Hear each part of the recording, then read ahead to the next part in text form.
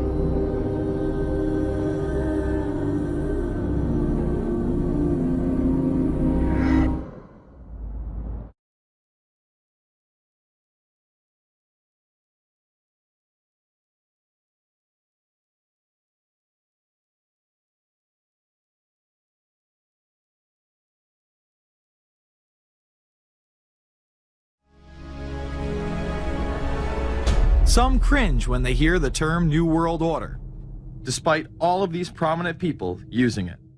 What is at stake is more than one small country. It is a big idea, a new world order, where diverse nations are drawn together in common cause to achieve the universal aspirations of mankind.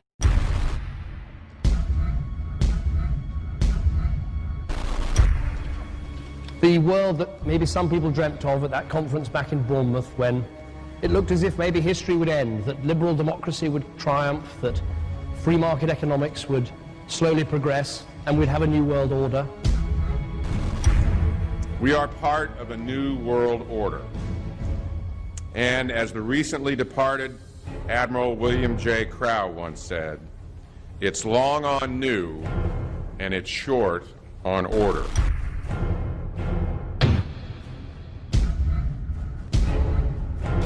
Walter Isaacson wrote a wonderful book about some of the wise men who helped shape the New World Order following the Second World War.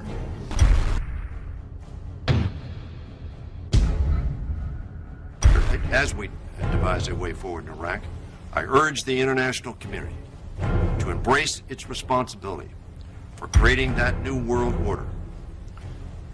A new world order based upon collective action.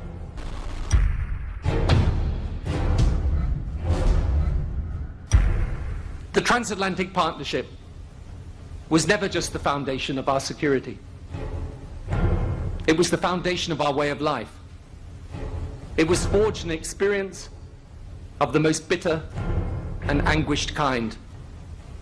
Out of it came a new Europe, a new world order, a new consensus as to how life should and could be lived.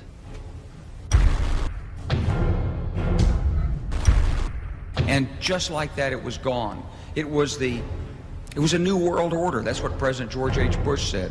With few exceptions, the world now stands as one. A year and a half ago, in Germany, I said that our goal was a Europe whole and free. Tonight, Germany is united. Europe has become whole and free. The world can therefore seize this opportunity to fulfill the long-held promise of a new world order. We can find meaning and reward by serving some higher purpose than ourselves. A shining purpose, the illumination of 1,000 points of light. This is a world that is likely to be dominated in the near future, and perhaps longer, by the Gulf War and the New World Order, which is the buzzword of the moment. So the secret of a New World Order, and at this point it's just a slogan, but it does have some historical background in terms that orders have succeeded each other over time. The secret of this is to learn how to use coalitions. George Bush has invoked a New World Order without enunciating a new American purpose. The President has still failed to articulate clear goals for our nation's foreign policy in this new age. And that's why I wanted to speak to you today about the new world taking shape around us, about the prospects for a new world order now within our reach. In the coming weeks, I'll be talking in some detail about the possibility of a new world order emerging after the Cold War. But today, I want to discuss another aspect of that order.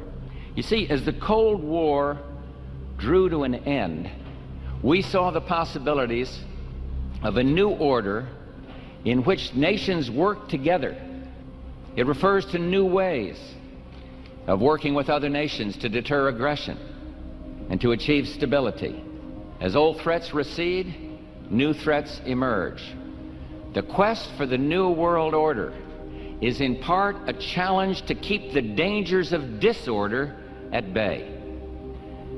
We must build on the successes of Desert Storm to give new shape and momentum to this new world order. Only when this transformation is complete will we be able to take full measure of the opportunities presented by this new and evolving world order. The new world order really is a tool for addressing a new world of possibilities. This order gains its mission and shape not just from shared interests, but from shared ideals. After the Gulf War had ended, Bush was so obsessed with the idea of a new world order that he had a series of Glocks imprinted with the term that he would give to members of his administration, including Colin Powell, Brent Scowcroft, Dick Cheney, and General Norman Schwarzkopf. Cheney would even approve policy papers regarding the New World Order.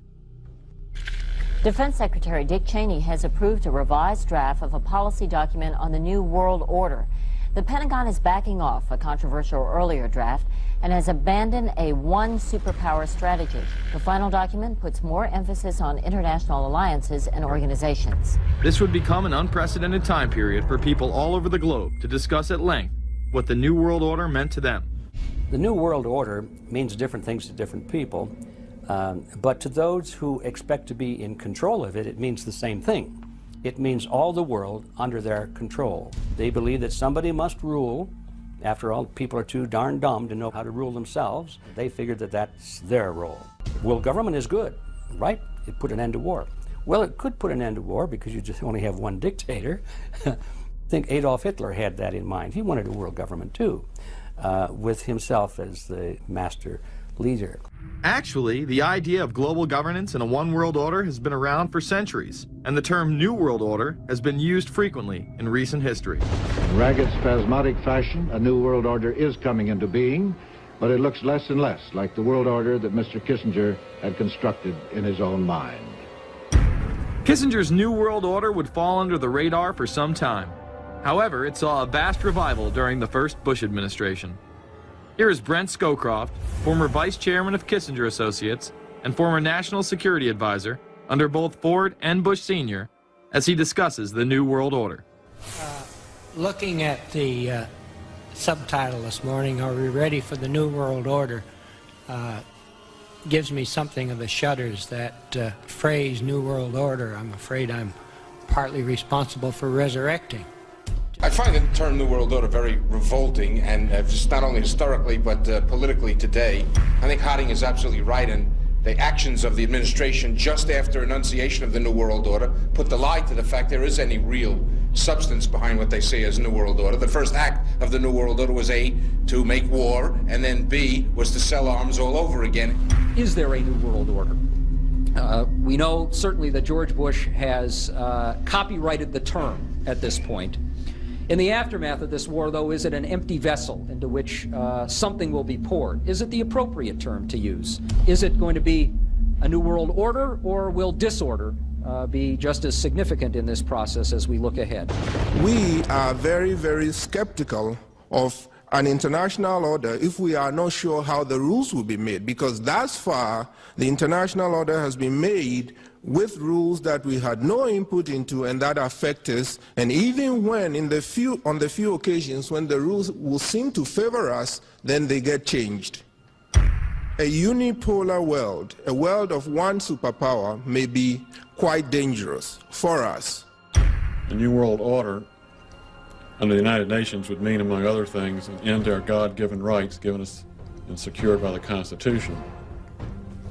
The New World Order, which now has been called by some the New World Disorder, and by some people on the more liberal persuasion, the taking over of the world by the Council on Foreign Relations, the Trilateral Commission, and the UN to put us all in slavery. But what are these organizations? Who founded them? And what are the stated goals of each? Before we begin with the Council on Foreign Relations, let's delve further into history to understand roundtable groups and their origins. Its roots go way, way back in history, and they go back to the formation of a secret society, a secret organization. The bottom line is that you take the roots of that organization and you find out that they created in all of the British dependencies what they call roundtable groups. And then around those little roundtable groups, they created front groups. And the purpose of these front groups and roundtable groups was to penetrate into the governments of all of these different countries, to penetrate into the media centers, to penetrate into the educational systems. In other words, to penetrate into the social fabric, the power centers of society, and literally take them over from the inside without anybody being aware that they were controlling influence. The League of Nations was the first attempt at the New World Order, the first attempt at a global government based on the model of collectivism. And it was the brainchild of the elitists, the ancestors of the very people who are still working on this project. They're collectivists, the very wealthy people. They're the ones in this country who dominated the powerful tax-exempt foundations, like the Carnegie Endowment Fund for International Peace, the Rockefeller Funds, the Ford Foundation, and groups like that. These people were on record, even way back then, that they had to have a new world government, and they dreamed of that being embodied in the League of Nations. And they were solidly behind it. And that was one of the reasons those people encouraged the United States into World War I, was because of the crisis of World War I, and that would also condition Americans to thinking of making big changes in their system, because we certainly don't want another war like that, do we? There's that fear angle again. And they thought, well, by being in World War I, then we would be a major participant at the table to carve up the world and create a new world government. And that was to be the League of Nations. Now, why is that important? It's important because the avowed purpose of the Council on Foreign Relations is to create a new world order, a global government based on the model of collectivism. And that includes the elimination of the United States as a sovereign nation. That's why it's important. The people running this country are determined to destroy it. The Council was heavily criticized during the 1980s for being an organization hell-bent on destroying national sovereignty in favor of a world government. So many of its members hid their association with the organization. Dick Cheney had this to say in response to a question by David Rockefeller, who became the CFR's youngest director in 1949 and was chairman of the board from 1970 to 1985. He remains an honorary chairman to this day. It's good to be back at the Council on Foreign Relations. As Pete mentioned, I've been a member for a long time and was actually a director for some period of time. I never mentioned that when I was campaigning for re-election back home in Wyoming. Now, you are the president of the Council on Foreign Relations, all right? Yes, sir. You guys toy with countries of the world like toys, don't you? You're like the Illuminati, you're the Masons, you control everything, don't you? That's the rap on you guys. So every place there's questions coming from this documentary. And you don't have to believe everything in the documentary to still have questions come up. And you look back and you remember what you saw and what you were told, and now you have questions.